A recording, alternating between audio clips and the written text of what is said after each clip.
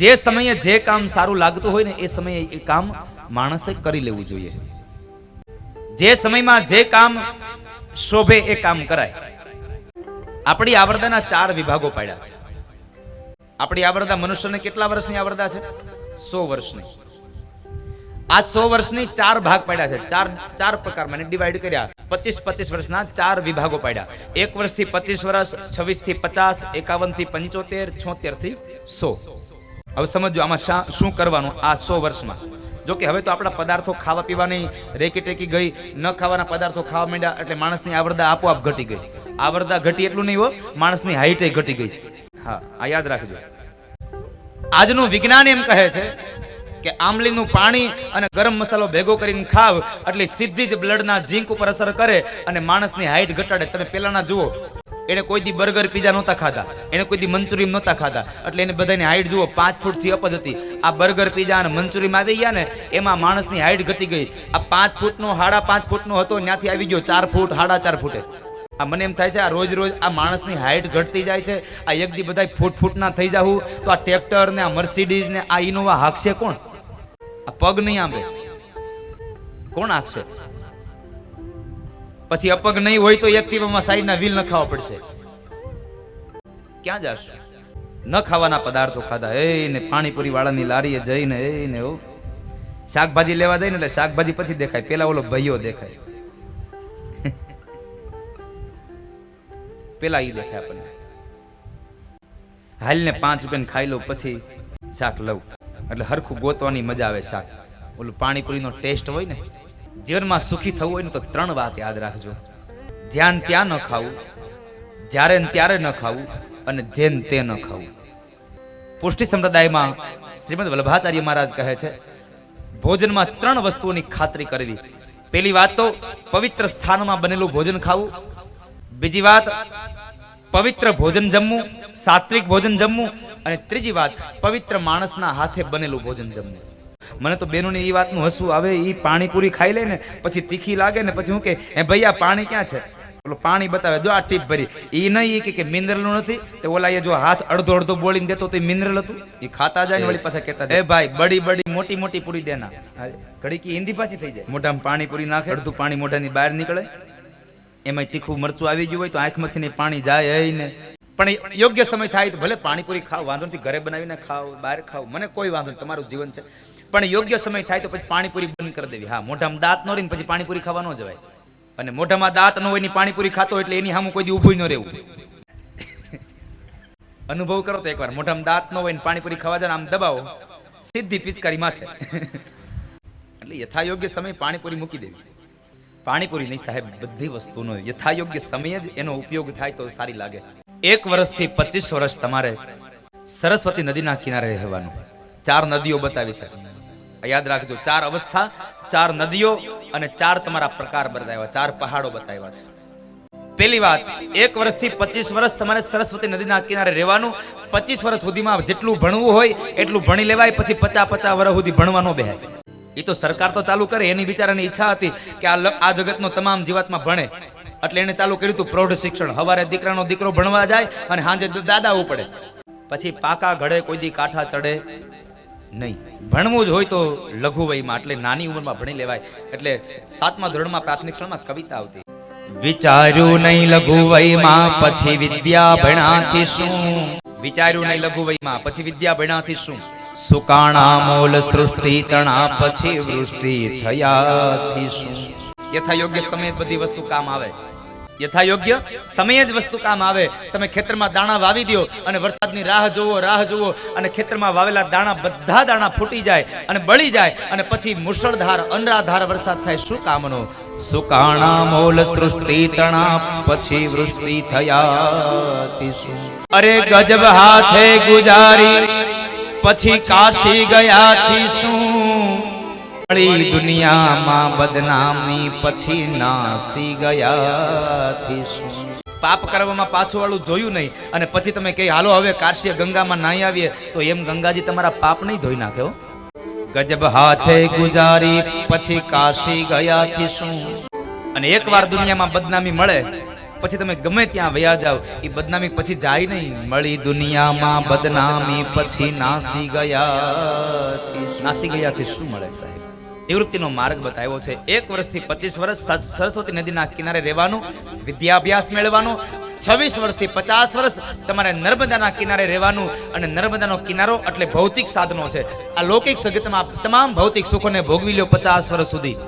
અને ત્યારબાદ 51મા વર્ષમાં પ્રવેશ થાય એટલે યમુનાના કિનારે જવાના. અને એ યમુનાનો કિનારો એટલે મહાપુરુષો એને આધ્યાત્મિક અર્થમાં ભક્તિ કહે છે. એ ભક્તિનો કિનારો એટલે 51મા વર્ષમાં જઈને એટલે બીજું કાંઈ ન મુકરાય. આ સંસારની તમામ જવાબદારીઓ દીકરાને સોંપી દઈ અને ભક્તિના નામની માળા હાથમાં લઈ લેવાય. પણ આપણે તો જેમ જેમ મોટા થતા જઈએ ને એમ આપણને એમ થાય કે આપણે આમ કરીએ તેમ કરીએ. રોજ તમે નાના થાવ છો સાહેબ. તારી આવરદા રોજ ઓછી થાય, સમજ તો સારું છે. રોજ ઓછી થાય, સમજ તો સારું છે. તારો અવતાર એળે વયો જાય, સમજ તો સારું છે. સમજ તો સારું છે. બાળપણમાં તું બેફામ થઈને ફર્યો, બાળપણમાં તું બેફામ થઈને ફર્યો. ખૂબ ખાધું પીધું ને વળી રમતો ફર્યો. ખૂબ ખાધું પીધું ને વળી રમતો રહ્યો. રમત ગમતમાં રહ્યો લોભાઈ, સમજ તો સારું છે. રમત ગમતમાં રહ્યો લોભાઈ, સમજ તો સારું છે. તારી આવરદારો જ ઓછી થાય, સમજ તો સારું છે. તારી આવરદારો જ ઓછી થાય, સમજ તો સારું છે. પદ તો બહુ લાંબુ છે પણ મારે તમને જે સમજાવવું છે ને એની વાત કહું.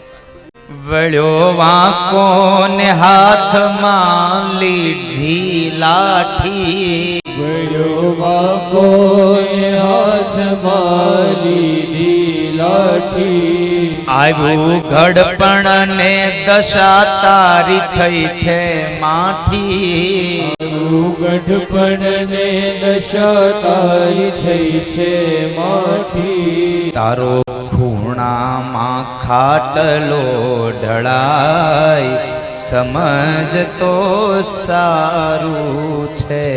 તારો ખૂણામાં ખાટલો ઢળાય, સમજ તો સારું છે.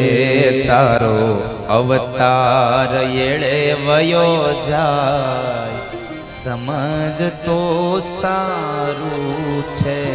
જ્યારે ગઢપણ આવે ને પછી ખૂણામાં ખાટલો ઢળાઈ જાય, પછી આપણે એને પીડાતા હોય ને તો ઘરના લોકો કંટાળી જાય, હવે આ જાય તો સારું, હવે તો આમાં છૂટીએ તો સારું. હવે ઘરના ને પરના કંટાળી ગયા, હવે ઘરના ને પરના કંટાળી ગયા.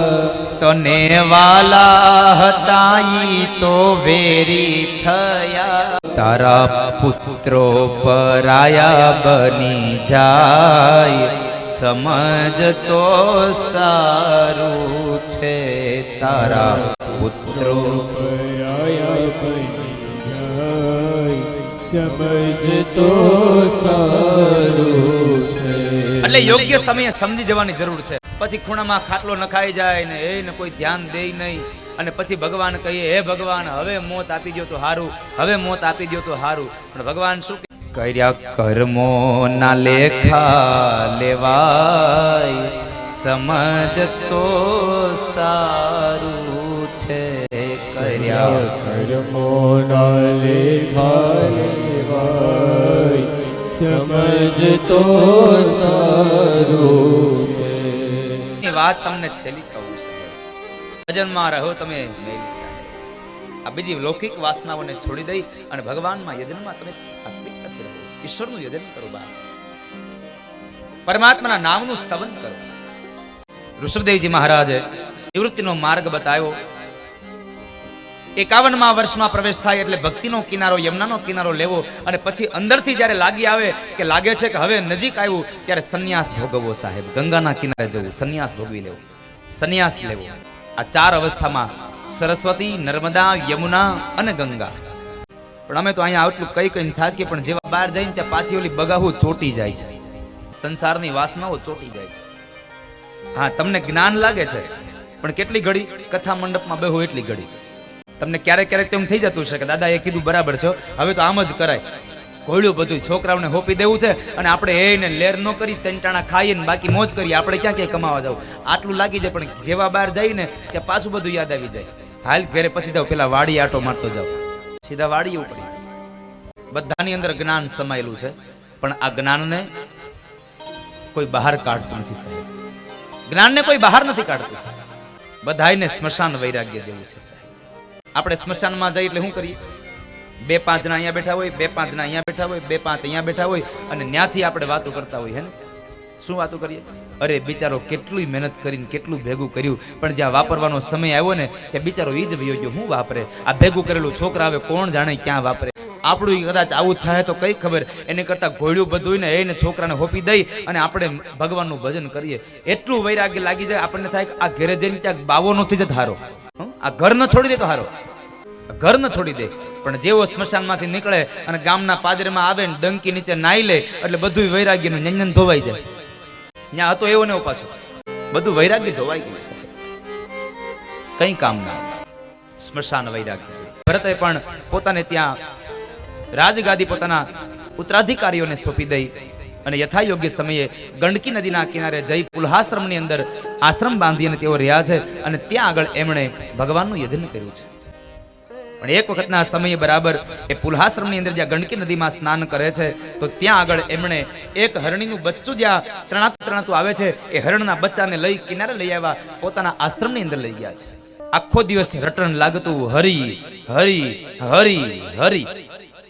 પણ જેવું અહીંયા હરણનું બચ્ચું એના હાથમાં આવ્યું અને એમાં જ્યારે જરાક જીવ પોરવાયો એટલે ધીમે ધીમે હરી હરી છૂટતું ગયું અને અંતે લાગતું ગયું હરિણ હરિણ હરિણ.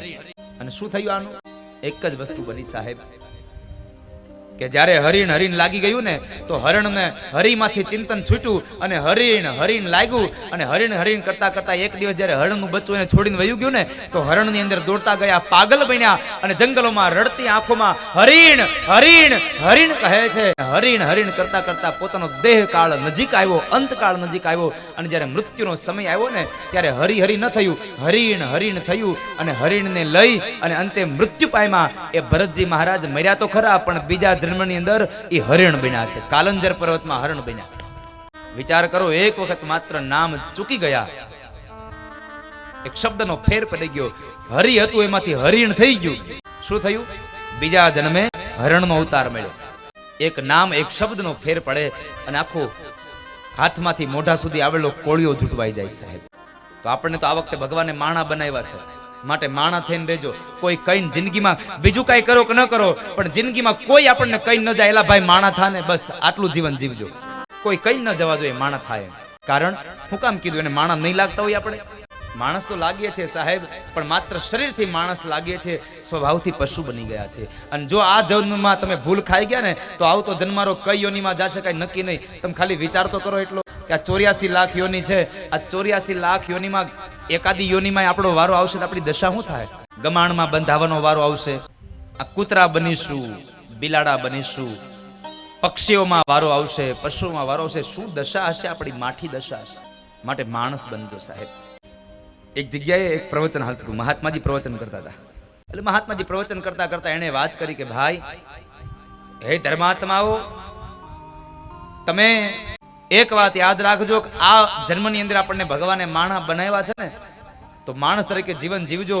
નહીં તો આવતા જન્મારે જો તમે કઈ ખરાબ જીવન આ કામ કર્યા ને તો બીજો જન્મ પશુઓનીમાં થશે ને તો દશા માઠી થશે. હજારો માણસની મેદની હતી, એમાંથી એક માણસ ઉભો થયો. મહારાજ, આ શું કહો છો તમે? બીજો જન્મ પશુનો થશે તો મેં તો એવું સાંભળ્યું છે કે આ જન્મે માણા થયા એટલે બીજે જન્મે માણા મરે એટલે બીજા જન્મે માણસ જ થાય. મેં તો આવું સાંભળ્યું છે. મહાપુરુષ કહે છે ભાઈ તમારી વાત સાચી છે. આ જન્મ માણાનો મળ્યો હોય અને આ જન્મમાં માણા મરે એટલે બીજા જન્મે માણસ જ થાય. હું ક્યાં ના પાડું છું? અરે તમે હમણાં બોલ્યા કે હારા કામ કરજો નકર બીજા જન્મમાં પશુ થાશો, તો ઘડીક ઘડીકમાં ફરી જાઓ છો. અને ત્યારે મહાત્માજી કહે છે હવે સાંભળે ભાઈ, અને તમે બધા સાંભળો, મારા શબ્દો પર ધ્યાન દેજો. મહાત્માજી કીધું ભાઈ હું ક્યાં તારી વાતનો વિરોધ કરું છું, હું પણ એમ જ કહું છું માણા મરે એટલે બીજા જન્મે માણસ જ થાય.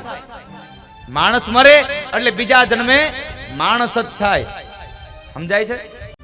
કેટલા લોકોને સમજાણી આ વાત મારી? બાકીના બધાને આગળ ટપ્પો પડીને બાઉન્સર થઈ ગઈ.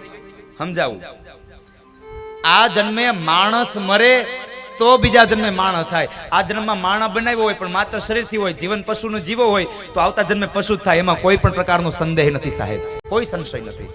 માણસ મરે તો માણસ થાય, માટે માણસ બનજો. કોઈ કઈ ન વયો જાય એલા ભાઈ માણા થાને, આટલું તો જીવન જીવજો જો. અને કોઈ એક વખત કઈ જાય ને માણા થા એટલે સમજી જવું કે આપણે માણામાં નથી, આપણે માણામાં નથી, હવે આપણે માણસમાં નથી સાહેબ. હરિણ હરિણ કરતા કરતા મૃત્યુ પામ્યા એટલે હરિણ બન્યા છે. એ સમયમાં પણ એ જન્મમાં પણ એને જ્ઞાન હતું. હવે આપણને એમ થાય પશુઓનીમાં જ્ઞાન, હા ગયા જન્મનું જ્ઞાન હતું કે મેં ગયા જન્મમાં માણસ હતો પણ હરિણ હરિણ થઈ ગયું, એમાં હરણ બન્યો એટલે આ વખતે એને ભગવાનનું યજન કર્યું. ત્યાર પછી હરણનું શરીર છૂટ્યું અને બીજો જન્મ એને પ્રાપ્ત થયો. એ બીજો જન્મ એના માટે હતો અંગીરા નામના ગોત્રના બ્રાહ્મણને ત્યાં બે પત્નીઓ, એમાં એક પત્નીને એક મોટો દીકરો હતો અને બીજી પત્ની હતી એને એક જોડલું થયું, એક દીકરી અને એક દીકરો. જે જોડલામાં જે દીકરો છે એ ભરતજી મહારાજ છે. આ જન્મે પણ એને જ્ઞાન છે, આ જન્મમાં જ્ઞાન થયું. એ જન્મમાં પણ એને ભગવાનની ભક્તિ કરી, ભગવાનની ભક્તિ કરી, ભગવાનની ભક્તિ કરતા કરતા મોટા થયા છે.